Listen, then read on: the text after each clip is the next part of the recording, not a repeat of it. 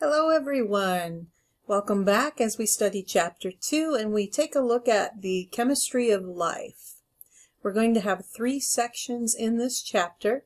They include the building blocks of molecules, where we do kind of a review of introductory chemistry and how that builds macromolecules, which are the bigger molecules that make up life. We'll also focus on water, and then the 4 main biological molecules in this chapter. So starting off with the building blocks of molecules in section 1 of this chapter, these are our 2 objectives: to be able to describe matter and elements and describe the interrelationship between protons, neutrons, and electrons. Hopefully those words sound familiar to you. And the ways in which electrons can be donated or shared between atoms, that being important because that creates bonds, which then creates molecules, which then creates life. Foods such as bread, fruit, and cheese are rich sources of biological macromolecules, right? And these macromolecules then build living things, and then as living things we eat those. We break them down into smaller particles and then rebuild them into the molecules that make us. An endless cycle. So remember, life is composed of matter. Matter is anything that has space, or aka volume, and has mass. Matter is composed of elements, and if you remember the periodic table of elements, there's about 118 of them on there, but only out of those 118, 92 occur naturally, meaning we could find them in nature. And then fewer than 30 of those elements on the periodic table are found in living cells. Elements are designated by chemical symbols based on their name, keeping in mind some of them are using their Latin name or a name from a different language. I'll give you an example. Potassium, important molecule of life, goes by the symbol K because of its Latin name. I believe it's Kalium. Or mercury, not so much a biological element, but goes by its Latin name Hydrogyrum. Hg is its symbol. But the common ones that we're going to want to know for living things are as follows: H for hydrogen, N for nitrogen, O oxygen, C carbon, Na for sodium, which is going by its Latin name there, natrium. And then I'll also talk a lot about P, which is phosphorus, that's in DNA, and then sulfur, S, which is in a lot of our proteins. Yeah, all right, so all of these elements have unique properties that allow certain ones to form bonds and make molecules and compounds, and then those things go on to build living things. So in this chapter, we'll hear the word atom quite a bit. Atom is our fundamental building block of all matter. Remember, matter is anything that takes up space and has mass. So matter is built from these tiny, tiny particles called atoms. It's also known as the smallest component of an element that still retains all the chemical properties of the element. In fact, the word atom and element can often be used interchangeably, but they do mean something a little bit different. So then atoms compose elements. So an element is a pure substance that consists only of atoms with the same number of protons. Protons are little positive particles in the nucleus of the atoms, and you can't break down the element into a different substance. It's a pure substance. So again, the periodic table then organizes all the elements that we know of, some of them occurring naturally, some of them are synthetic, meaning we can make them in a lab. And then some of those elements on the periodic table are important to life. So at life's first organization level, we have atoms. Remember, order is one of those properties that makes up life. So atoms is our first level. Atoms interact with other atoms, and then they go on to form bigger things called molecules. And the properties of molecules depend on, but differ from, those of their atomic components. So the behavior of elements, which make up all living things, depends on the structure of the individual atoms. Here we actually have a picture of an atom with some labels. So let's take a look at the different parts that make up an atom. So we've got the nucleus labeled here, the centermost part, and inside the nucleus we can find some particles. If the particles have a positive charge, we call those protons. If those particles have a neutral charge, we call them neutrons. And together the protons and the neutrons make up the nucleus of the atom, and it's where we can also find the most significant amount of mass of an atom. We also have some particles that are orbiting in what are called energy shells or energy levels around the nucleus. Those are called electrons. Again, electrons have a negative charge. They don't have very much mass to them at all. So when we're actually getting the mass of an atom, which is going to be really small the way it is, because electrons hardly have any mass compared to neutrons and protons, we don't even consider their mass in the total weight of an atom, which is kind of interesting. Alright, so the atom that I'm looking at here has the nucleus with the protons and neutrons, and then only one energy level with 2 electrons. You'll notice that the protons, that there's 2 of them, and then there's 2 electrons, so we've got 2 positives and 2 negatives. So that's what we would call a neutral atom. And when we show them on the periodic table of elements, which will be coming up hopefully in a picture soon, so we can take a look at that.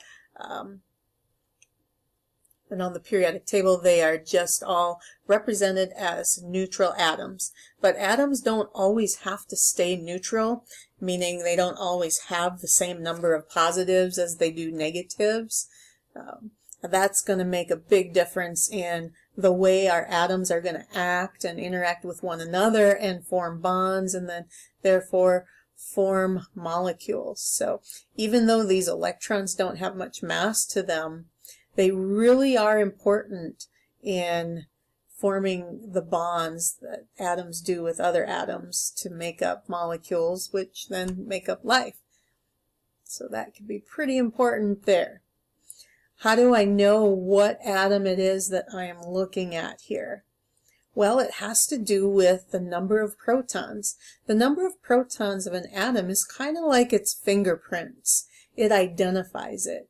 So seeing that this atom here has 2 protons, I would go and I would look at the periodic table and I would look for the one that has what's called an atomic number of 2, meaning 2 protons, and that would tell me that this is actually helium, which is number 2 on the periodic table of elements. If it would only have 1 proton, with usually then 1 electron, then it would be hydrogen. Notice I used the word usually with the word electron. So electron numbers and neutron numbers can vary, but it's the protons that really do tell me what atom it is I'm looking at. If I were to change the number of protons, that'll change the identity of the atom. It would be something else, like take 1 proton away, then I've got hydrogen. If I added another proton to this atom here, I would have lithium. So helium always, always, always has 2 protons or 2 positive particles in its nucleus. So let's take a look at our next slides of notes here.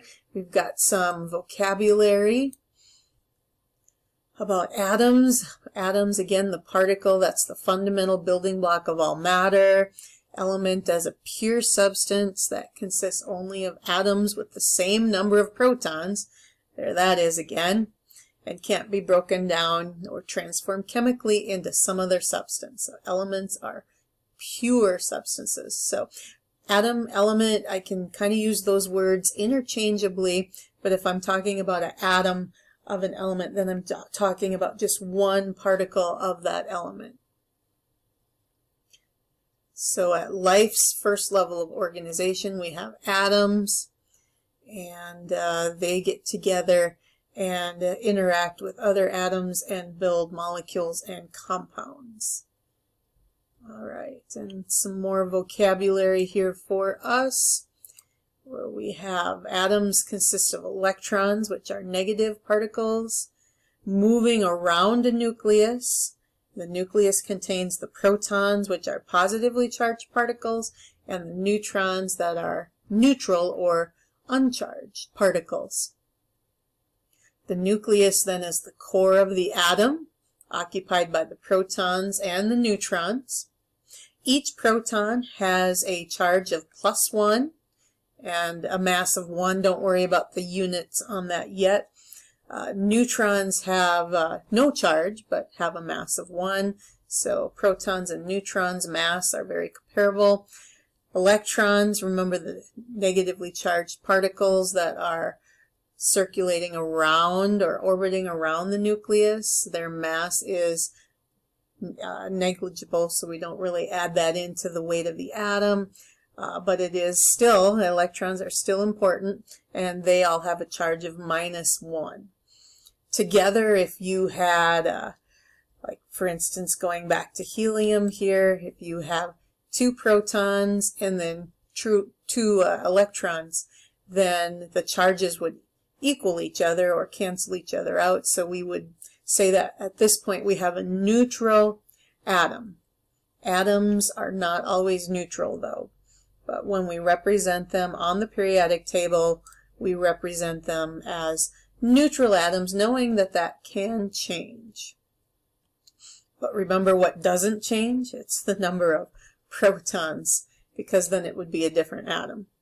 All right, so once again, neutron numbers can change, electron numbers can change, but we don't change the proton numbers, with an exception, but we'll get to that. Seems like there's always an exception. So a charge then is an electrical property. And remember, there's this little rule that is kind of an easy rule to remember, and it does hold true in chemistry and biology. Opposites attract, right? And we've heard that before, like with dating, how opposites sometimes attract one another. But in chemistry, that's an important rule to remember. Pluses and minuses attract each other, and like charges repel each other. So if I have 2 positives or 2 negatives, they would repel. The number of protons is also called the atomic number, and remember that's the identifier of an atom. It determines which element it is we're dealing with, and then we arrange all those elements that we know of and put them on a very visual table called a periodic table.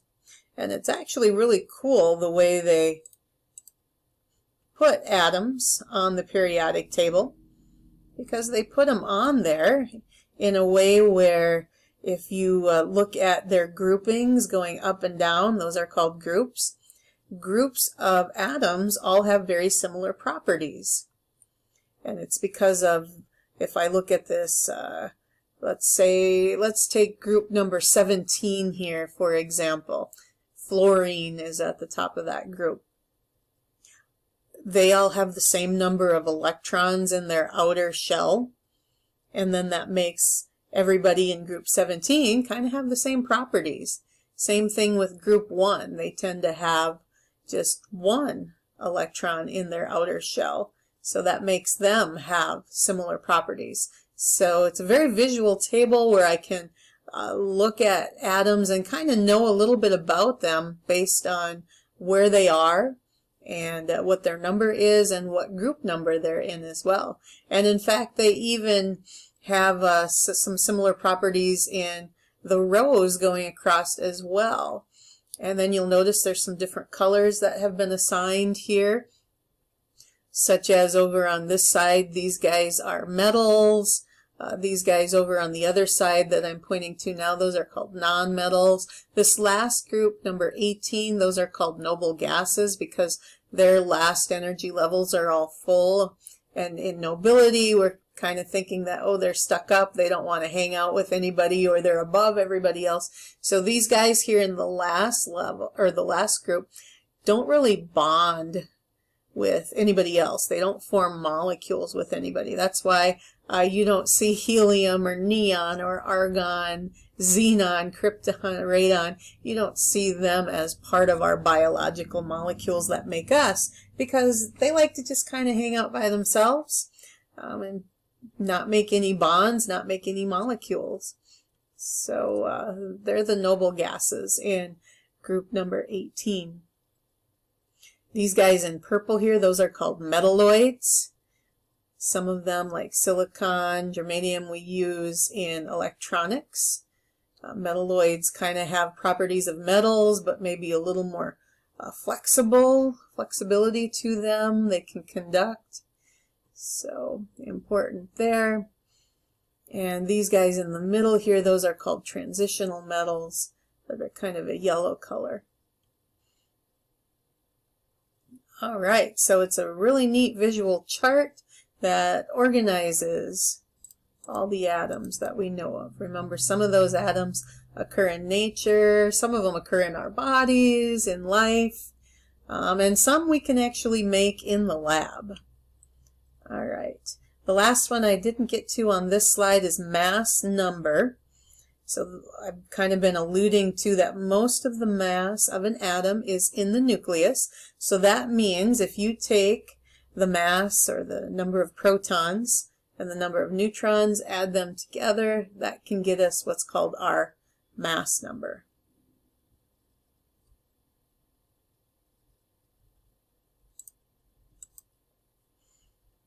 So, as I've also mentioned, the number of neutrons in an atom can vary. Remember, it's the protons that stay the same, but the number of neutrons can vary.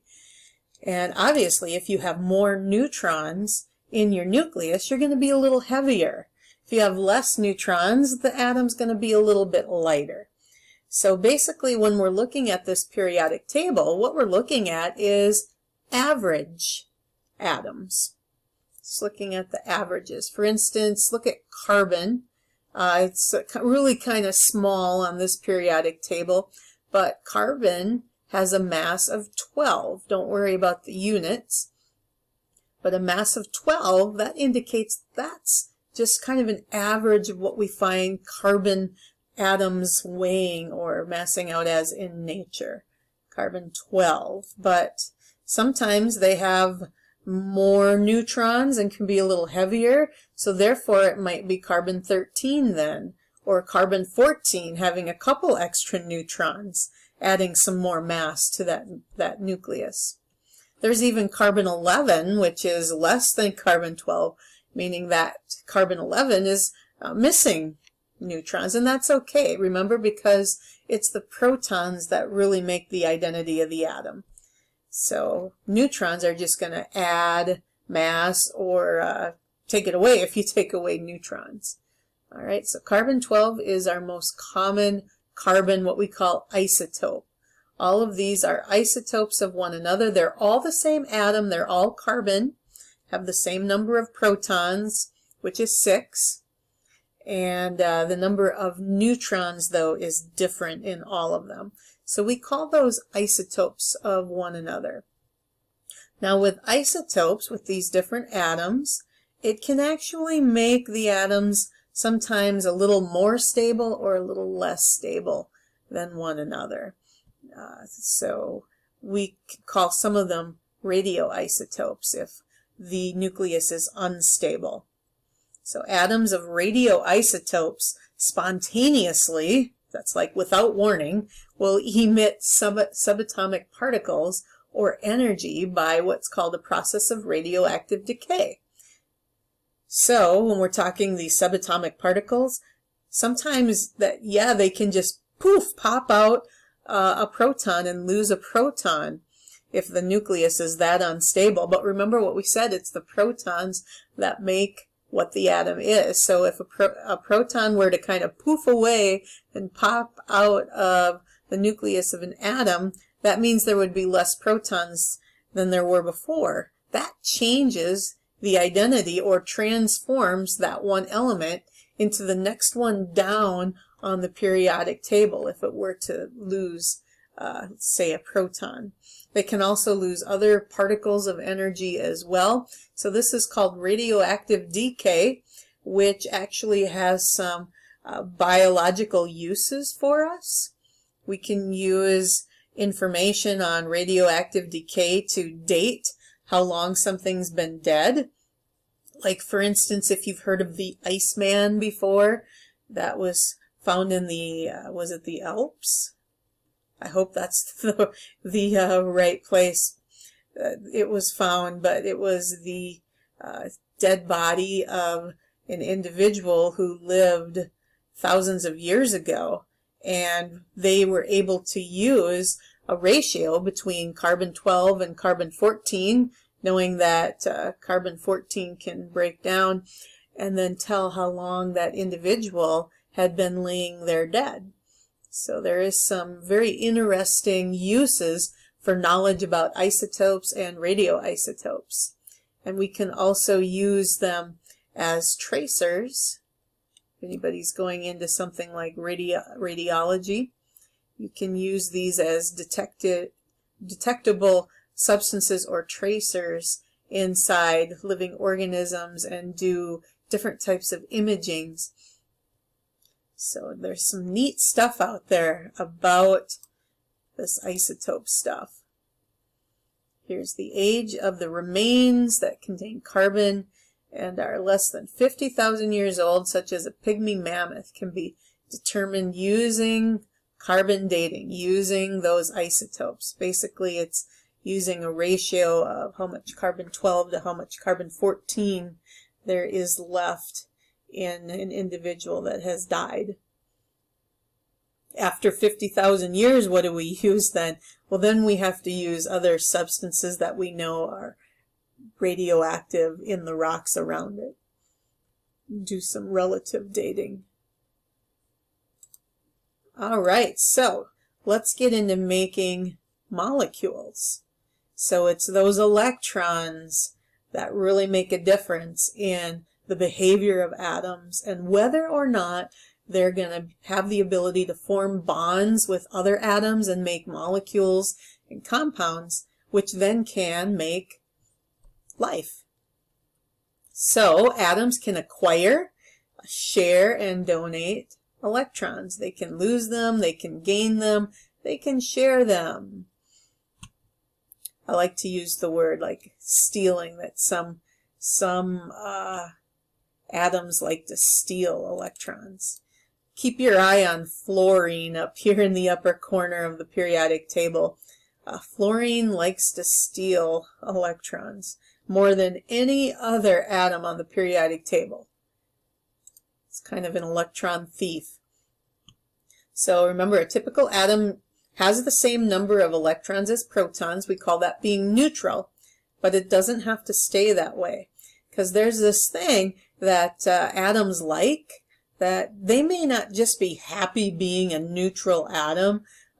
They might want more electrons or less electrons. It goes to what's called the outer shell of an atom. How many electrons are out there? Basically, atoms feel more fulfilled and more happy if their outer energy shell is either full or if they can get 8 out there. For some reason they love that number 8. It's called the Octet Rule. So that first energy level, if I go back to the picture of the atom here, helium only has one energy shell, and it just so turns out that it can only hold, or only has enough energy to hold 2 electrons. So this one is full. And this is actually why helium, if I go to this picture, look at helium's on the top up here. Helium is in that noble gas group that I told you about that they don't want to bond with anybody because their outer energy levels are either full or they have 8 in their last energy level. So noble gases out there who already have fulfilled what they need don't make molecules. Therefore, they really aren't involved in like molecules that make up life. So we don't talk about them a lot in biology. It's the other ones who don't have 8 in their last level or who don't have a full outer level. And because they want that, they will go to different lengths to steal electrons from somebody else or share them possibly, which then creates chemical bonds. So here's some rules down here. The first shell or first energy level of an atom can hold up to 2 electrons. So we're talking here that hydrogen and helium are the 2 atoms on the periodic table that only have the 1 shell. So hydrogen only has 1 in its outer level, 1 electron, and helium then fills it with 2. And then that makes helium very happy, but hydrogen is not so happy because there's only 1 electron out there. And it would rather either have it full, or well, we can go as far as to drop or lose that outer electron as well. So the second shell in atoms that are a little bit bigger than hydrogen and helium, they can hold up to 8 electrons on that outer shell. If they don't have 8, then it's not full and they're not happy. So they're going to have some behaviors of either stealing or giving away electrons, which then forms chemical bonds. Same thing with the third shell. It can hold more electrons, but if there's 8 out there, it would be happy with that, filling that octet rule. Alright, so an atom is most stable when it has no vacancies in its outermost shell, or when there's 8 out there. So this is what's going to cause atoms to chemically bond with one another. So how do we fill those vacancies? We can do some electron transfer, meaning we can steal electrons from somebody to get what we want, or we can just give them away, like hydrogen often might. Because, there's only 1 out there, I might as well just give it away. Sometimes it's just easier to give your electron away. Or sometimes we can share, but we'll get to that. But all of those things, whether we're stealing electrons, giving them away, or sharing, that's what creates bonds. So let's talk first about stealing or giving away electrons. This is typically done between like a metal and a non-metal. And those are atoms that are on opposite sides of one another. So let's talk sodium chloride here. Sodium is way over here on one side in group 1 of the periodic table, and chlorine is way over here in group 17. All right, everybody in group 17 has 7 electrons in their outer level.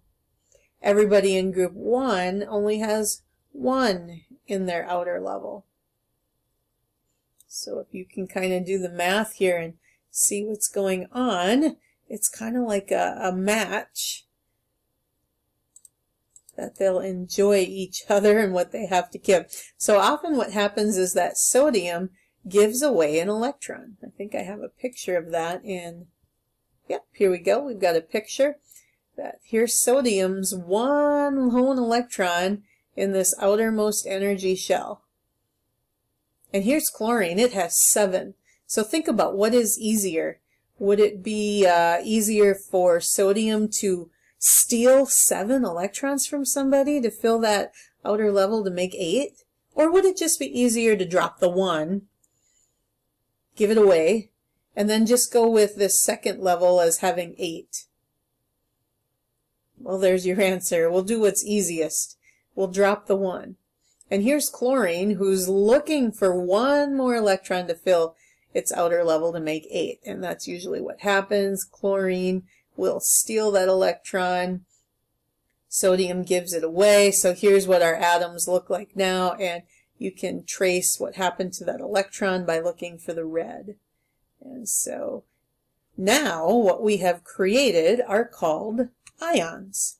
So there's the word highlighted there. So an ion is a charged atom, meaning they no longer have the same number of protons as they do electrons anymore. So we've got a difference in charges. So because sodium got rid of one electron, now it has a positive 1 charge. So think of it as giving away one negative. You give away one negative, that makes you positive. So sodium is a positively charged ion. We call positively charged ions cations. I always remember that because I am a big fan of cats, and I think they're positive, so that's why I remember that cations are positive. So sodium is a cation. And then chlorine, because it gained one electron or one negative, has now a negative, a net negative, negative 1 charge. So we call that an anion. I don't have anything creative to remember that one by, but just remember that the cations are positive because we love cats, at least I do. And then the anion is the negative ion. So remember then the rule, opposites attract. So we've got a cation positive, we've got an anion negative, and they attract each other. So sodium and chlorine will come very close and sit very close to one another because they're attracted by their opposite charges. And that's called an ionic bond when that happens. So ionic bonds happen when electrons are given away or stolen, and then we create cations and anions. So how do we know if an atom is going to want to steal electrons or give them away? Well, part of it is looking at them. As I mentioned earlier, look at that last level. What is it easier to do? If you have 7 out there, is it easier to drop 7 or steal 1? So stealing 1 is easier. With sodium, is it easier to drop the 1 or steal 7? So if you think about, like, what is it easier or less work for an atom to do, that might help. Or you can look at the periodic table if you know your properties. Then you know that everybody over here tends to have 7 in their outer energy level, and they all have the property that they want to steal 1, and then way over here on this side everybody has 1 in its outer level, so they tend to just drop it. Like hydrogen would do the same. Potassium here, K, would do the same. And also I could look at where do they lie in relation to fluorine. Remember I said fluorine is kind of the biggest thief of all on the periodic table. We say fluorine has the highest electronegativity. This is how strongly an atom attracts electrons from other atoms. How much more likely it is to steal electrons from other atoms than others would do. So fluorine is our most electronegative on the periodic table. So anybody who is close to fluorine tends to be a thief and tends to steal electrons. With exception, remember these noble gases here, they don't steal, they don't share, they don't do anything because they're already happy the way they are. Alright, so anybody around fluorine then tends to be pretty electronegative, like chlorine and even sulfur and oxygen, pretty electronegative. So again, the stealing and giving away of electrons then is going to create bonds between our atoms, which then those bonds will build molecules. A molecule is a group of 2 or more atoms joined by chemical bonds. They can also create compounds. A compound is a molecule as well, but it has 2 or more different elements, like water or sodium chloride is a compound because they have two different elements in there. All right, so remember, sodium chloride, the making of that is what you call an ionic bond. In fact, we're going to be looking at 4 types of bonds. And ionic bonds, we've already just covered. It's basically creating ions and opposites attracting one another. And sodium chloride is a great example of that. Let's look at another type of bond here. So these guys here, these might look familiar. We've got O with 2 H's, H2O, that's water. Then we've got carbon with 4 hydrogens around it, that's called methane. And then here over on this one we've got 2 oxygens, which is often how oxygen is in our atmosphere. Oxygens don't just hang out by themselves, they form double bonds with one another, portrayed by these 2 lines between them, and then hang out in the atmosphere that way. And about 20% of our atmosphere looks like this with oxygen. So these are called covalent bonds. So if I go back to my periodic table, this often happens between atoms who are close together. So basically, it's like a tug of war between electrons, but nobody is strong enough to pull the electrons away. So instead of stealing or giving away electrons, they end up sharing.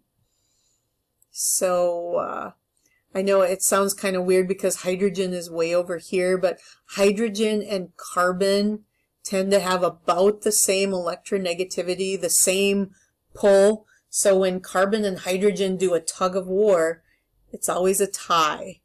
Nobody beats anybody else, so they end up sharing electrons. And then if I go back to the picture here, the electrons that are around carbon here and hydrogen, the pair kind of orbit around in the middle here, so both atoms kind of think they stole an electron. They really didn't, but they kind of think that they've got this extra electron, so it kind of fools them into thinking their outer energy level is full, but really the electrons are serving both atoms nearby each other. So we get this nice, beautiful, what's called a covalent bond. Co.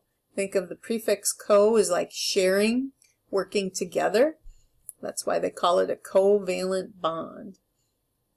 So this beautiful symmetrical molecule here called methane, CH4, is what you call a nonpolar covalent bond. The word polar would mean that it has kind of a charge to it.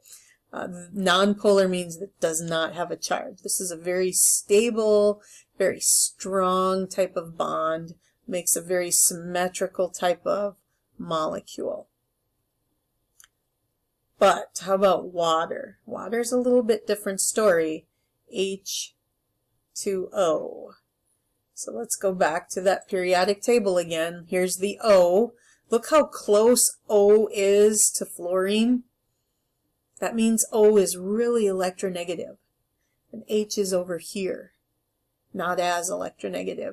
So when H and O, hydrogen and oxygen, have a tug of war for electrons in their last level, nobody can quite pull the electrons away, but there is kind of a winner. And it is oxygen, because oxygen is closer to fluorine and therefore a little more electronegative. So oxygen is going to kind of win. Not enough to pull the electrons away, but any of the electrons that are circulating in the spaces between the atoms are going to actually spend more time near the oxygen. So oxygen gets more of the benefit. And I see there's a mistake here, and this picture came from your book, and I can't edit it. I see the book that I have here has it right, but the picture that they gave me here in the PowerPoint is wrong. This should say little negative. It's called the delta symbol, and up here we've got positive, and down here that should say delta negative. So there should be a little negative instead of a positive. Because oxygen gets to spend a little more time with those electrons than the hydrogens do, that makes the oxygen end of the water molecule a little more negative, just a little bit. And then the hydrogens spend a little less time with the electrons, and they become just a little bit more positive. So we have what's called a polar molecule, meaning that there's a charge. There's different charges on, depending on what end of the molecule you're on. The oxygen end is a little more negative. Remember, put that negative in there. And then the hydrogen end a little more positive. It's polar. So that is going to be so extremely important in setting up what kind of properties water has. So water is what we call a polar molecule. It has a charge. So it's going to make water molecules act in certain ways because of their charge or their polarity. All right. Then over here, oxygen, because we've got two of the same atoms doing a tug of war for electrons in their outer level, nobody wins here. It's a tie. So there's actually two pairs of electrons who circulate in the middle here, making each oxygen think that it's got a full outer level. So that one is nonpolar as well. So again, all three of these have in common that they're sharing electrons, so that makes a covalent bond. But two of them over here are nonpolar and non-charged, meaning equal sharing of electrons. And then the water molecule here is polar because of unequal sharing.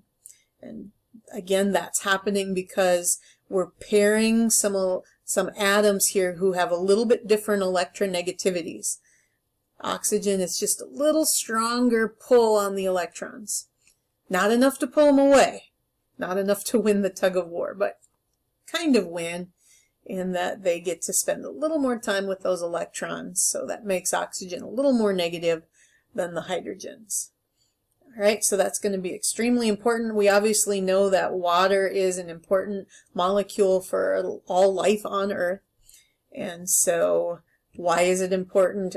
Because of its properties and what it does. And so the understanding right there of its polarity and why it is the way it is going to be important coming up. We have a whole section in our chapter 2 dedicated just to water.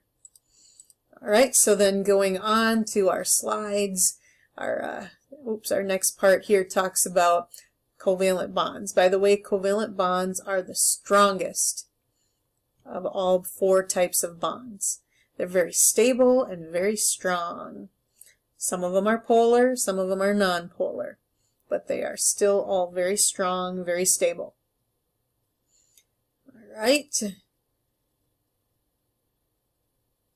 We can have double bonds, such as those between 2 oxygens. We can even have triple bonds.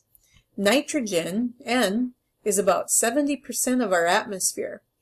And nitrogen atoms occur in pairs and share 3 pairs of electrons. So it's called a triple bond. That is a very, very, very extremely strong bond when you put 3 covalent bonds together. That's so strong that it takes lightning, the power of lightning, to break that. So that's one way that plants can get nitrogen, is when a lightning storm occurs and then breaks up a bunch of nitrogen molecules, then those can be used for plants. Otherwise, there's some organisms, certain types of bacteria, who have an enzyme, which is a protein that can break those triple bonds.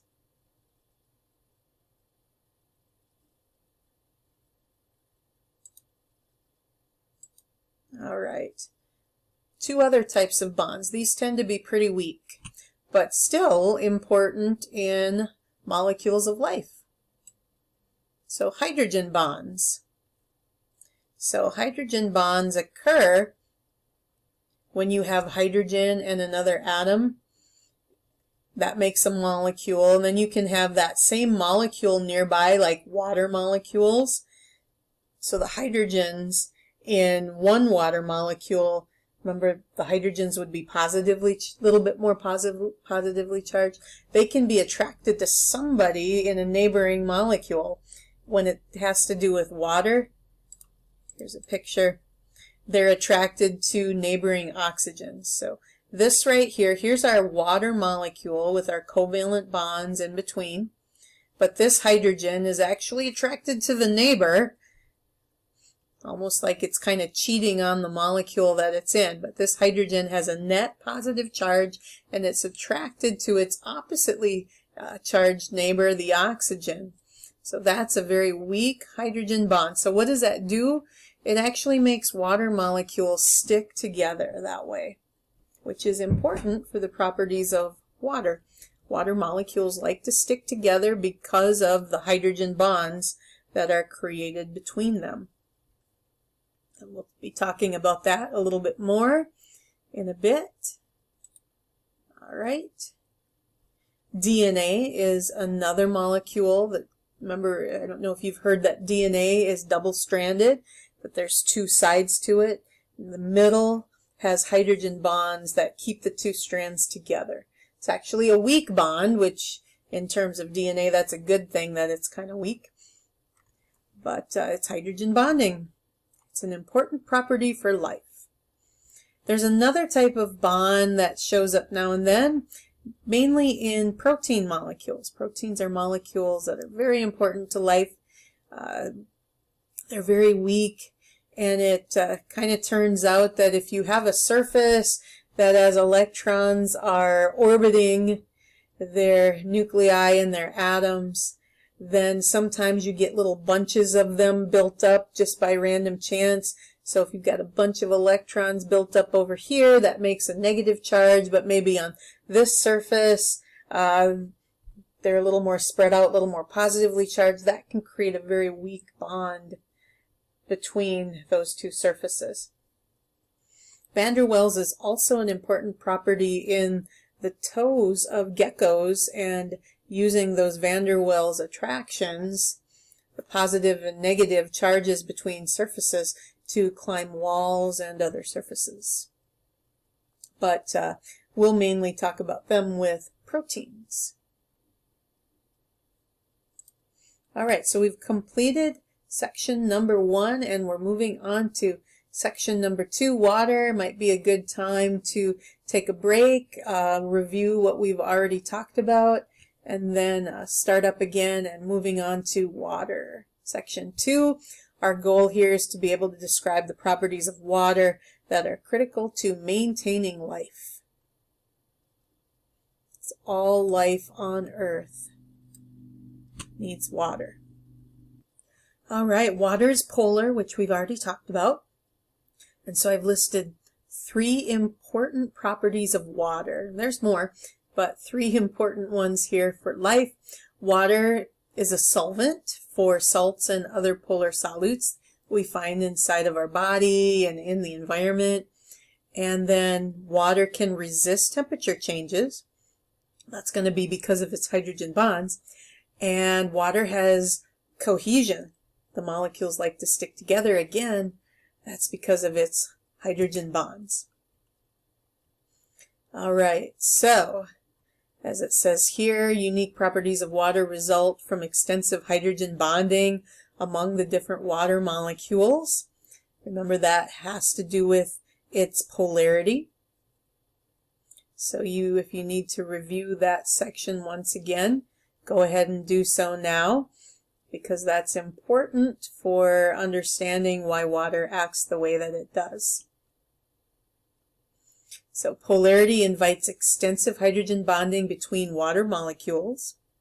So hydrogen, being a little bit more positively charged, can then be attracted to other molecules, atoms that have a net negative charge, like the oxygen in water in the nearby molecules, which then sets up the hydrogen bond.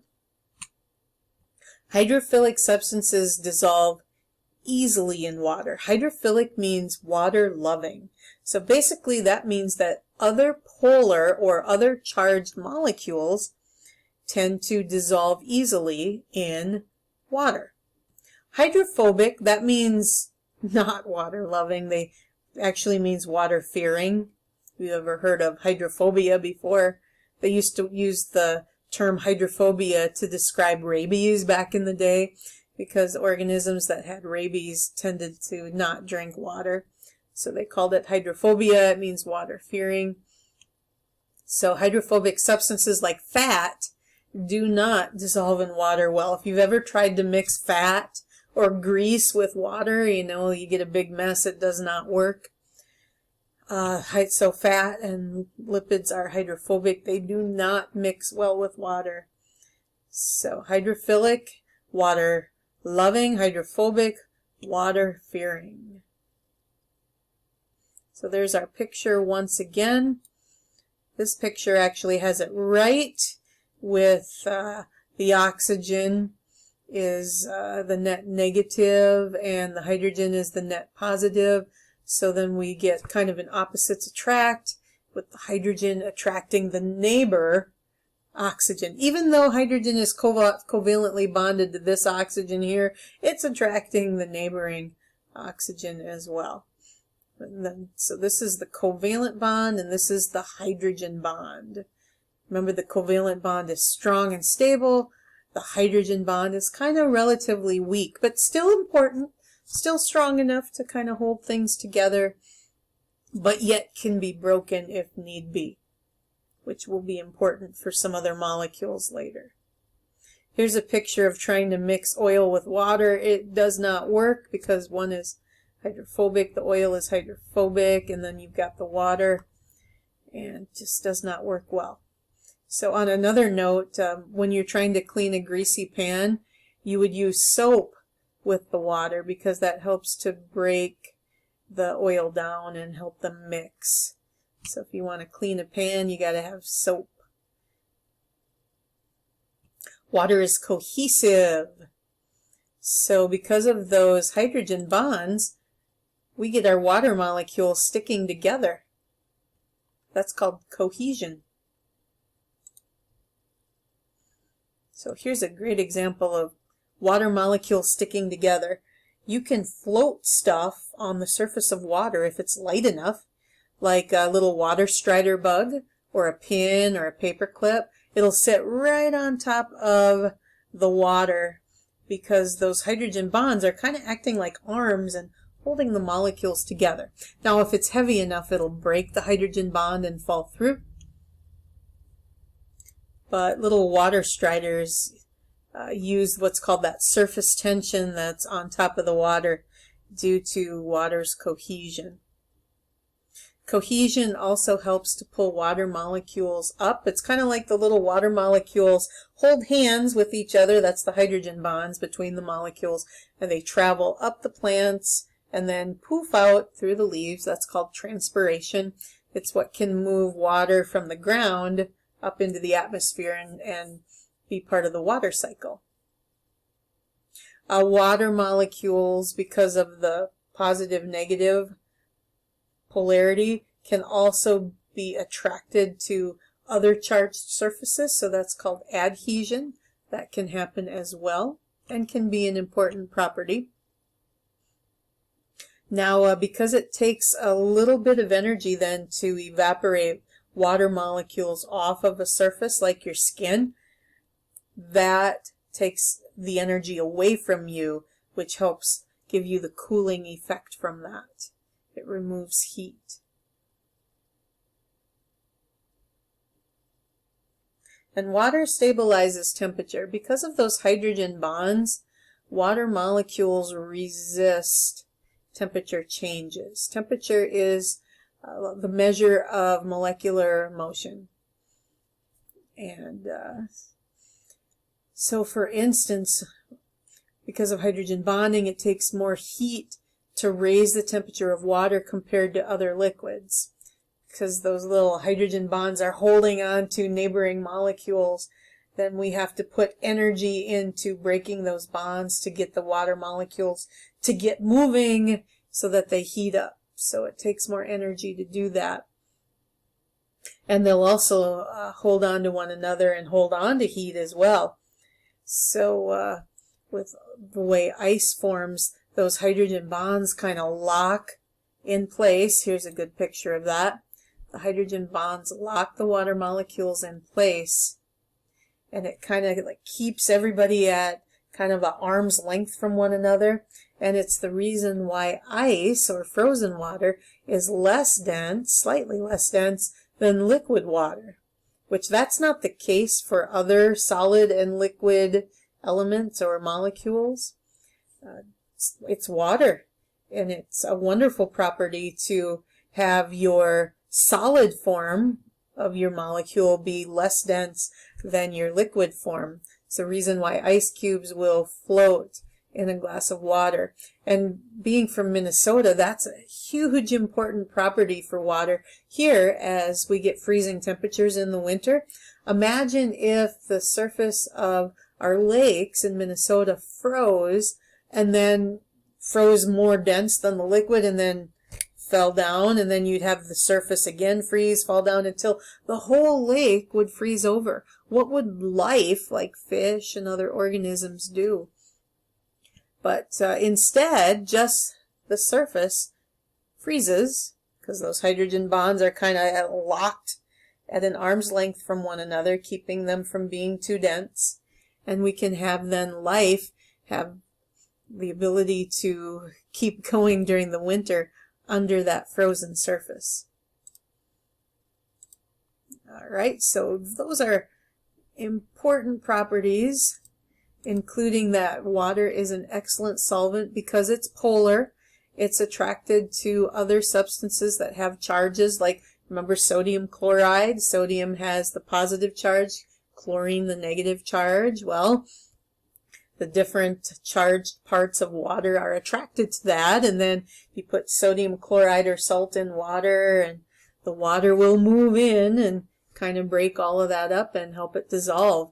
It creates a wonderful solvent. In fact, water is called the universal solvent. It doesn't dissolve everything, like it doesn't dissolve fats or lipids, but it's a great solvent to have inside of our cells to keep different things dissolved. I know it doesn't dissolve everything, but still very important. Plus, even in the environment, keeping different things in solution or dissolved. Here's a picture of water moving in on sodium chloride and literally surrounding the ions. Notice how the positive part of the water, the hydrogens, are surrounding the negative chlorine, and then the negative oxygens are surrounding the positive sodium. So again, the opposites attract there. So this is what's literally happening in a glass of salt water.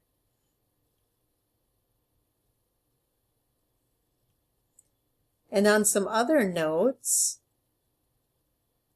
that water molecules can break apart. If you break apart a water molecule, you get hydrogen and you get an OH group. It's called a hydrogen ion and a hydroxide ion.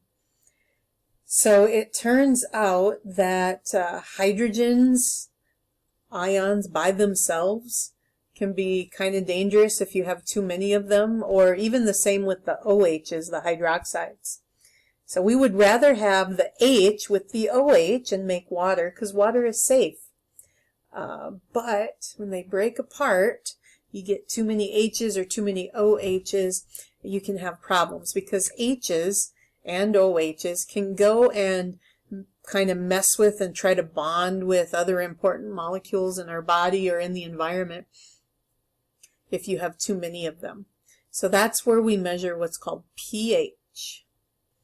pH actually is a measure of the amount or the concentration of hydrogen ions in a fluid, like in our blood or in our cellular fluid, in our tissues. And pH is measured on what's called a pH scale, like this. a scale from 0 to 14. Going back here. If you have a lot of H's, it's acidic. If you have a lot of OH's, hydroxides, it's basic. If they're about equal, then that means the H's and the OH's can get together and bond and kind of cancel each other out. Then we say that's neutral. So 7 right in the middle is what we call a neutral pH, like distilled water. And it just turns out that because we are about 60 to 70% water anyway, that right around 7 is the pH of a lot of the tissues and fluids, blood in our bodies. There's a few places that have a little bit lower or higher pH, depending on where it is, but about 7 is what we want. It means it's a safe level of H's and OH's that are dissociated from the water molecules, but there's not too many. They're about equal. There's a few places like in our stomach, which is in a really closed off system in there, surrounded by a lot of mucus. It's about a pH of 2 or so, or maybe even a little bit lower, because there's literally cells there that release hydrochloric acid to help us digest our foods. And then in our intestines, it's closer to the 8 and the 9. So those are a little bit closed off places, a little bit different story, but most is about a pH of 7. In fact, a lot of life requires pH to be around that 7 mark. All right.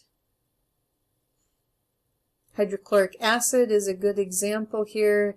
If it dissociates, you get hydrogens, which again, if those hydrogens build up too much, then they can go off and wreck other molecules in our body. So we like to keep things at about 7. Luckily, we have these other molecules inside of our body that circulate and can bond with H's that are on the loose or OH's that are on the loose. They can bond with them and take them out of commission so that they don't go and cause trouble somewhere, go wreck a protein or try to bond with someone they're not supposed to. So those molecules that kind of patrol and help take away extra H's and OH's are called buffers. They stabilize pH by donating and accepting H and OH ions. Most cell and body fluids are buffered because most molecules of life need to work within a narrow range of somewhere around 7. Buffers are also important in nature as well. Each step on the pH scale is a 10-fold change. So you might think that, going from a 7 to an 8 is not very big of a change, but actually a 7 has more hydrogens than an 8, or an 8 has more OH's than the 7. Or go down to the gastric acid here. A 1 has 10 times more H's than the 2 before it. 10 times is a lot. Acids, just on another note, acids tend to be a little more sour. So if you've tasted lemon juice, tomato juice, orange juice, you'll note they're a little more sour. Bases up here tend to be a little more bitter.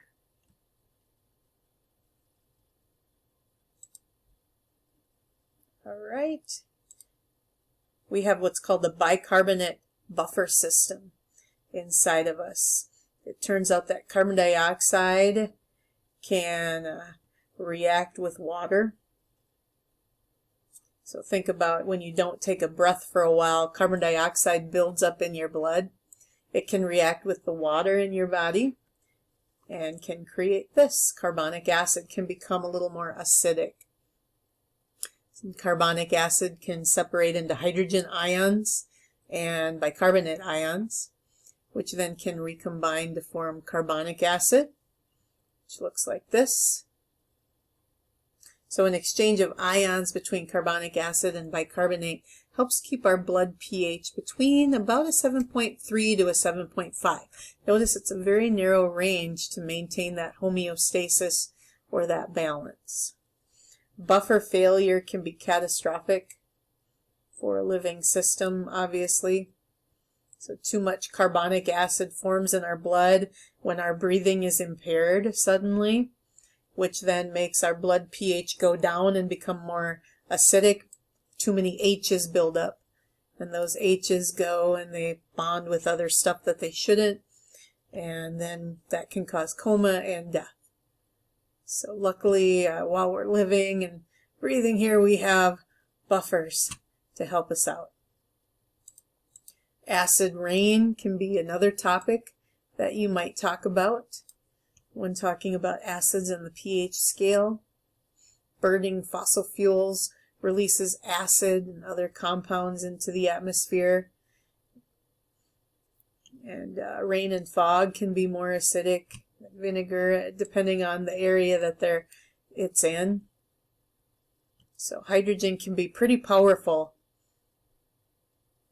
Most of chemistry of life occurs in a narrow range of pH. So inside organisms are buffered to stay within that range. All right, so that's section 2, doing a little talking about water. Now might be a good time to take another break, review what you've already learned, and in our last section we're going to talk about biomolecules, or the molecules of life. Our goals are to describe the ways that carbon is critical to life, explain how some changes to amino acids can really affect organisms.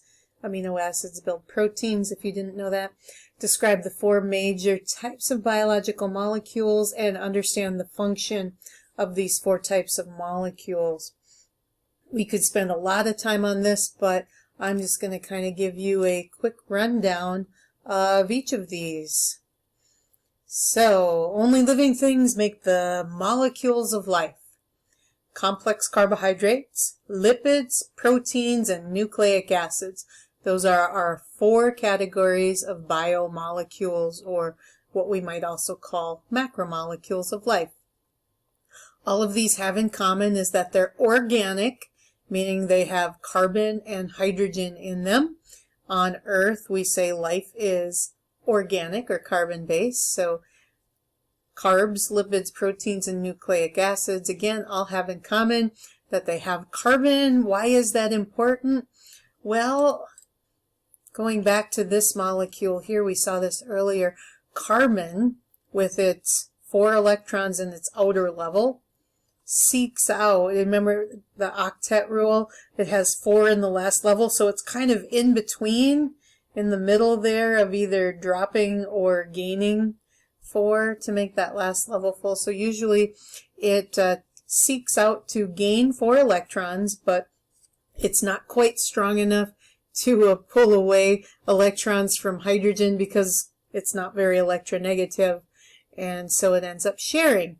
And it's an equal sharing, so it's a nonpolar molecule, and so carbon makes 4 bonds, which kind of gives it the ability then to make long chains of carbon and build other types of biomolecules as kind of a backbone.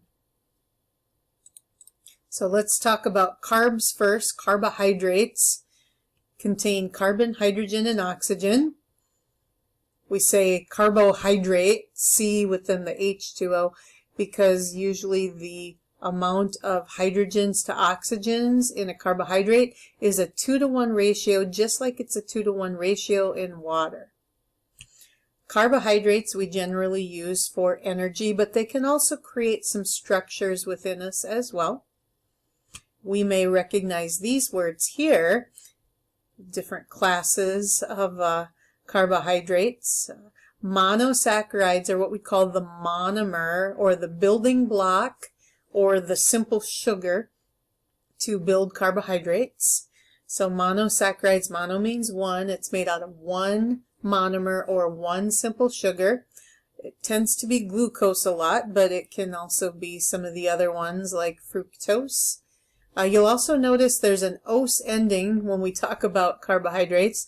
Glucose, fructose, lactose, sucrose, galactose, ribose, deoxyribose, cellulose, they all end in an ose. They all belong to carbohydrates. So that's a typical naming thing then for carbohydrates. Glucose with its formula C6H12O6. Note the 2-to-1 ratio for oxygen to hydrogen there. It's maybe one of our most important monosaccharides. Our mitochondria, you may have heard of those before, the powerhouse of the cell, our little energy building structures of our cells, love to use glucose to make ATP energy molecules with it. Disaccharides, di means two. So disaccharides contain two monomers or two simple sugars. Like table sugar, which is sucrose, consists of a molecule of glucose and fructose. Lactose is another example of a disaccharide. Maltose or malt sugar is another disaccharide, which contains two glucoses as its monomers or building blocks. Polysaccharides contain many monomers or many simple sugars. Often it's glucose, linked again and again and again and again. The way they're linked together, it's a really easy bonding scheme that our cells have, in that you take away an OH from one of the monomers, one of the simple sugars, and then you take an H away from another, and you make HOH, which is water. That's a nice, safe byproduct of this reaction. It's just water. And then that creates bonding sites for the two monomers to come together to make a disaccharide or build something bigger like a polysaccharide. Starch is oh, by the way, that's called a dehydration synthesis. When you remove an H and an OH, remove water to make bonds and build something up. So dehydration, meaning take the water out, and synthesis, you're building something. And we're going to actually use that reaction in all of the macromolecules. So typically, many glucoses linked together in plants makes up starch, and when it happens in animals, it's called glycogen. Our liver and muscles have stores of glucose linked together as glycogen so that we can quickly break it down. That reaction is called a hydrolysis, and you break it down really quickly. Now you got the glucose. Now you can make energy really quickly when you need it. So our liver and muscles have lots of glycogen stores to be able to do that quickly when we need it, in case we have to run from a bear or a lion or something like that. You just never know. In this slide, letter C is glucose. That's what glucose looks like. Glucose can either be linear, where all of the carbons form a long chain with the rest of it around there, or in water it forms a ring structure like this. But C6H12O6 is glucose.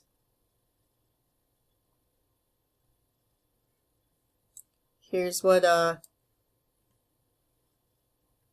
bunch of glucoses strung together might look like in starch in plants, glycogen in animals. Cellulose is the type of carbohydrate that makes up the cell walls of plants, called cellulose. Just stringing glucose along here. And chitin, which is the exoskeletons of crustaceans and insects, is also a carbohydrate, a polysaccharide. Here's what simple sugars look like if they're just a long linear chain. Actually not too long. Glucose, and galactose, and fructose. But in water, then they make a ring structure. Let's talk lipids. We could talk carbs all day, but we'll try to keep it short and just give ourselves the basics of each of these biomolecules. So lipids, sometimes called fats, but more appropriately call them lipids because it's biology, right? Lipids are a big macromolecule as well. They contain carbon, hydrogen, and oxygen, just that the hydrogen and oxygen is not in a 2-to-1 ratio like it is in carbohydrates. So these tend to create molecules that are for our long-term energy storage. They have lots of carbons, long chains of carbons that kind of look like this with hydrogens around them. And if you think that each of these bonds has potential energy, that we could use those and break those and get energy from them over an amount of time, that's what lipids tend to help us do, is to have long-term energy stores, because they contain long chains of carbon and hydrogen with lots of bonds, lots of potential energy right there. Energy for a rainy day or for a famine, right? But we can also use lipids with steroid molecules, and cell membranes are also made of lipids as well. We've mentioned before, lipids are hydrophobic because they are not polar, not charged. They do not mix well with water, which that's actually a good thing, because we just said cell membranes are made out of lipids. Do you want your cell membranes to dissolve in all the water in your body? No, you want your cell membranes to hold up and keep the structure of your cells. So it's a good thing that lipids do not mix well with water, and that our cell membranes are made out of lipids. We've got to have something that doesn't mix with water, otherwise everything would just be dissolved inside of us. So that's why some things need to be made out of lipids. So one common fat is called a triglyceride, and it contains what's called a glycerol molecule. I don't know if I have a picture of that. Not real. Oh, yep, here we go. So here's a triglyceride. On the end, this 3-carbon part here that's kind of vertical, that's the glycerol part of it. Then you'll notice there's 3 long carbon chains. Those are called fatty acids. So triglycerides, you may have heard of them before, they store a lot of energy for us, a lot of long-term energy. We can have different types of these fats. There are saturated ones and unsaturated ones. So here's the difference, if you've ever wondered. Saturated fats usually come from animals, and between each of these carbons is usually a single bond, meaning then that each carbon then can form bonds with hydrogens around it and kind of make, just like this triglyceride here, kind of long, flat fatty acid chains. These tend to accumulate and compact tightly in our arteries. So that's why they say that these are a little less healthy than if it was unsaturated, which tend to come from plant products, because some of the carbons have double bonds between them, meaning then they won't bond with as many hydrogens. And so that forms a kink right here in the molecule, wherever those double bonds are. And so we say unsaturated fatty acids are kinky, and then they don't compact in our arteries as flatly, and they contribute less to the atherosclerosis or plaque deposits in our arteries than saturated fats do. But with all lipids, when you're eating, you need them in your diet, but moderation is the key. All right, so that's our information there on that slide. As we mentioned before, cell membranes are made out of lipids called phospholipids. So phospholipids are interesting when it comes to lipids, because we've already said lipids are hydrophobic, but there's an exception with phospholipids. So right here is the phospholipid picture.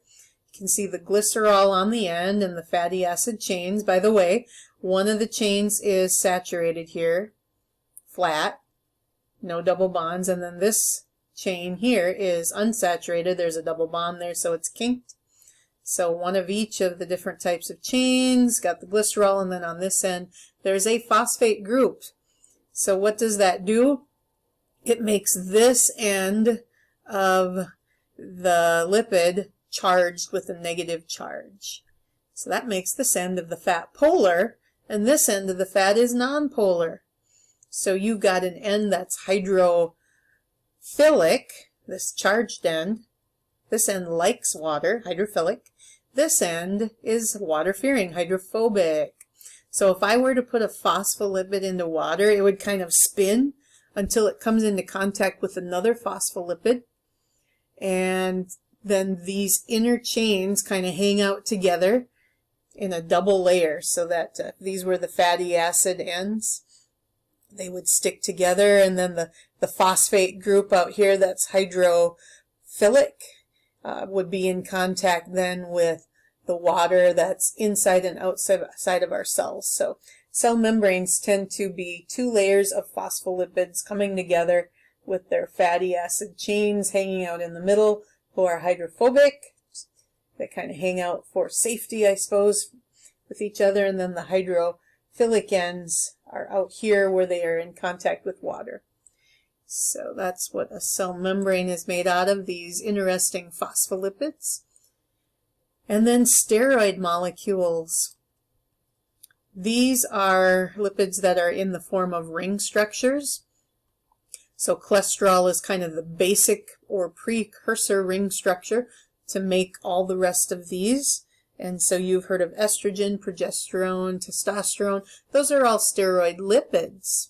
They act as hormones that create changes in our bodies. And then cholesterol is that precursor also for other things like vitamins, like vitamin E and K in our bodies. So they're all very similar, just very slight differences make each of these steroid molecules, but they all kind of start with cholesterol. Some animals make use of hydrophobic lipids on their fur to help make them a little bit waterproof. Kind of cool there. Because saturated fats, they lay flat, are more have a little bit more structure to them. They lay flat and compacted. That's like what butter is made out of. We tend to try to add hydrogen sometimes to plant lipids to make them a little less liquid. It's called hydrogenation. In doing that, it can cause some weird kinking of the molecule. What we call cis and trans fats. Trans being the not so good, that we added a hydrogen here and we probably shouldn't have, and our body just doesn't have enzymes to deal with those, and they can build up in our arteries. So you see something that's hydrogenated, probably not a good idea to put that in your body. It's not natural because we tried to add hydrogen and then it kind of messed the molecule up, and shape is everything in biology. We just don't have anything to deal with the shape of that molecule and to break it down. So that's a little side note here about trans fats that tend to make the news a lot. Proteins, one of my favorite molecules. Proteins, they're the multi-purpose molecule. They do so many different jobs in your body. They're built from a monomer or building block called amino acids. So here's some different functions from defense. The antibodies that you make to different pathogens are made out of proteins. Structures, they can build things like your muscles. They can be have proteins in your cell membranes that are embedded in the lipids that do certain jobs like pumping and transporting and transferring things like ions. They function as enzymes, meaning they have a specific chemical reaction that they do or that they facilitate. They can act as storage, such as proteins in beans, and they can be regulatory. There's many different types of amino acids. I think I read that there's about 50 different kinds, but only about 20 make up all the proteins that make us. It's kind of like having 26 letters that make up our alphabet, You can have 20 amino acids that make up our different proteins. You chain the amino acids together and can have infinite amount of different ways to do that to make many different infinite amount of proteins. Also, important thing is that DNA, our genetic material, our genes, actually codes for proteins. That's how important proteins are. It's like proteins are doing so much work, and DNA codes for them. So proteins are built from long chains of amino acids using that process we talked about before called dehydration synthesis, where you take a H and an OH from two neighboring amino acids and make water. That's the dehydration, and then that creates a bonding site, the synthesis part of it. Then you can make long chains. Then once you do that, you get this long chain. Now you have to shape it into the correct, what we call 3D shape, so that the molecule can function like you want it to, whether you want it to be a membrane pump or a specifically shaped antibody to deactivate a virus, or to be an enzyme that grabs molecules and makes reactions happen. You get the 3D shape so that it can function properly. Structure determines function. Then we have to be careful and maintain homeostasis, because you can actually wreck the shape of proteins. That's called denaturation, by having excess heat or pH that is wrong, or the wrong amount of salts, salinity in your body. So we don't want denaturation of our proteins, because usually that's permanent, and that protein then would fail to do its job. So here's a picture of some amino acids. There's, remember, about 20 of them that make up our proteins. And the basic structure of an amino acid is a central carbon, and there's a hydrogen coming off of that carbon. Then on one side, this is called an amino group when you have a NH2. And then the other side is called a carboxyl group, which is a COOH group. And then this R part is what's different about the 20 amino acids. So all amino acids have this in common, this top part, but the R is different. It could be something as simple as an H, which makes up an amino acid called glycine, that's not pictured here. Or how about a CH3, that's called a methyl group. That makes an amino acid called alanine.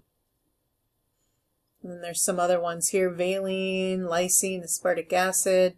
Notice that their R group area is different in each one.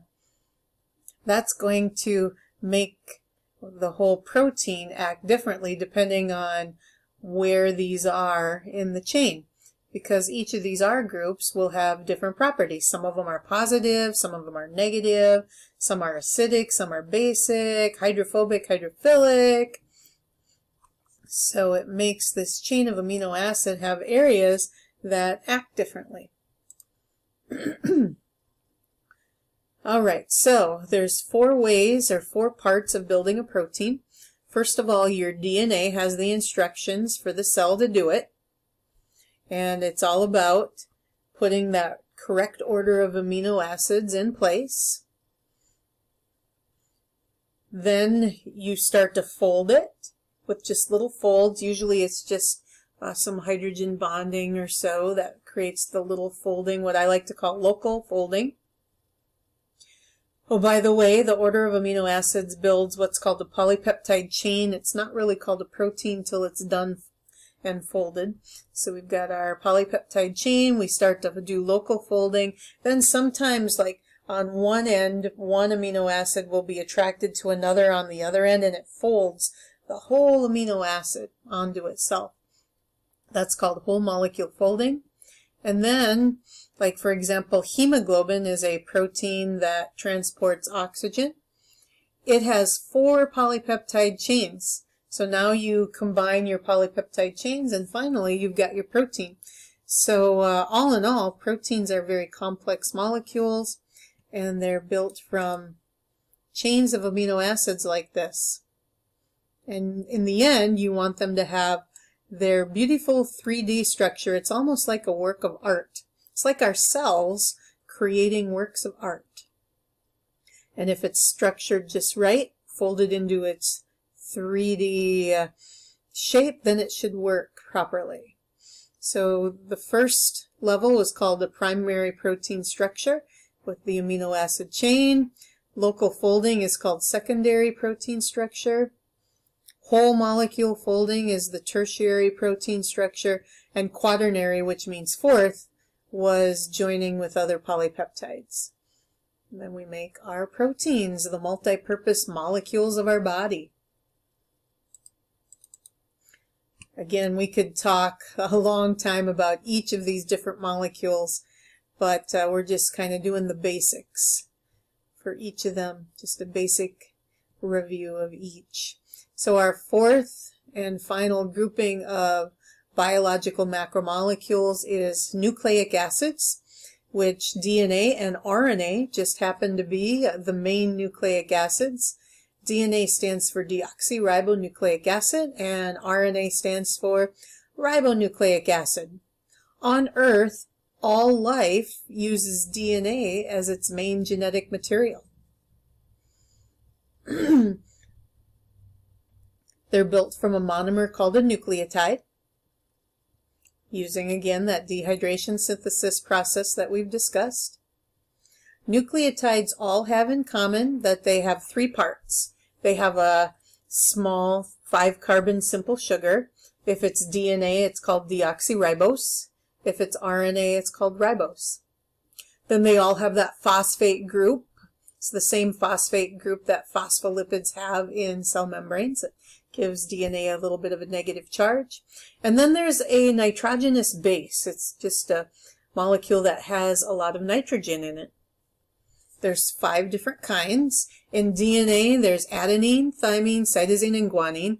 Often we don't say the whole name. We just say A, T, C's, and G's. And then RNA has adenine, uracil, cytosine, and guanine. U for uracil. So here's what a nucleotide looks like, where we've got, this is the nitrogenous base here. I believe this one is adenine. Lots of nitrogen. Then here's the sugar.